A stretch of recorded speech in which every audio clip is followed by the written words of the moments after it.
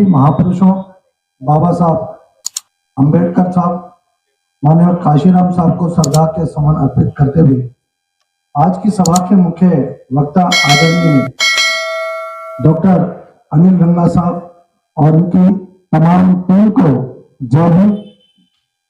मेरे साथ एक दो थोड़ा सा ठंडा चल रहा है। जय भीम, दोनों हाथ उठाकर मुट्ठी दबाकर, अगर आपको मुख्यमंत्री हरियाणा बनाना है तो देखो मंजीत जी की तरफ इशारा, देखो उनके साथ एक बहन भी बोल रही है टोपी लगा के, जय भीम, जय भीम, जय भीम। धन्यवाद। आज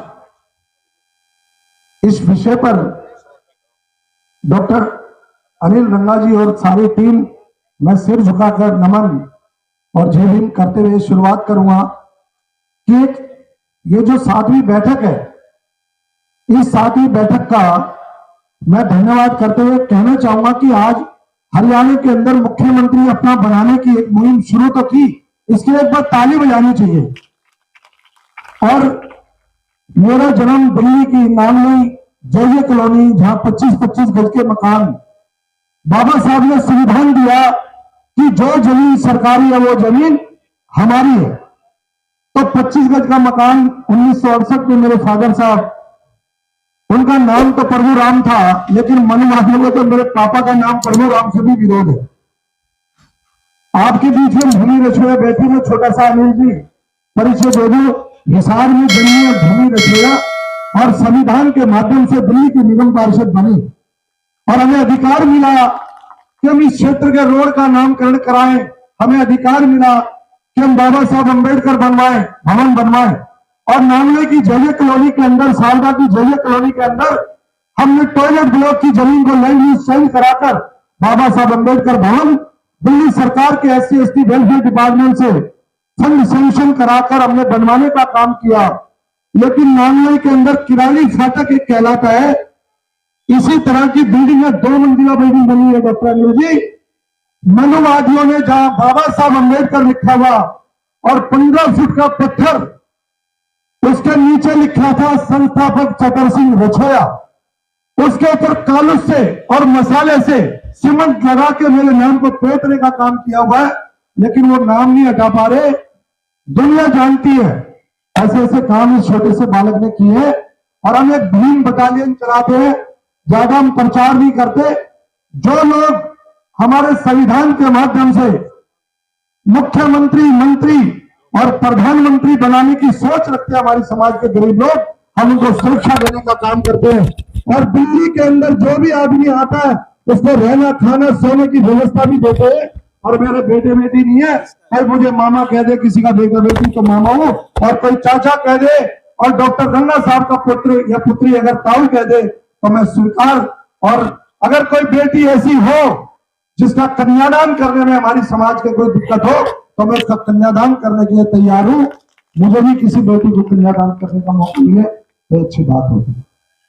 अधिक समय यहां नहीं मिला और बहुत सारे मेरे वरिष्ठ और या तो 93 एज के भी हमारे बुजुर्ग हैं, मैं अधिक समय ना लेते हुए इस मुहिम के लिए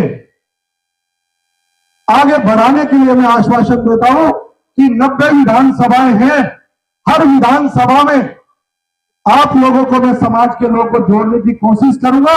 और आज हमारा संकल्प होना चाहिए कि हरियाणा के अंदर नहीं, देश के अंदर ये नरेंद्र मोदी नोटंकीबाज, ये चाय बेचने वाला झूठ बोलने का काम करता है।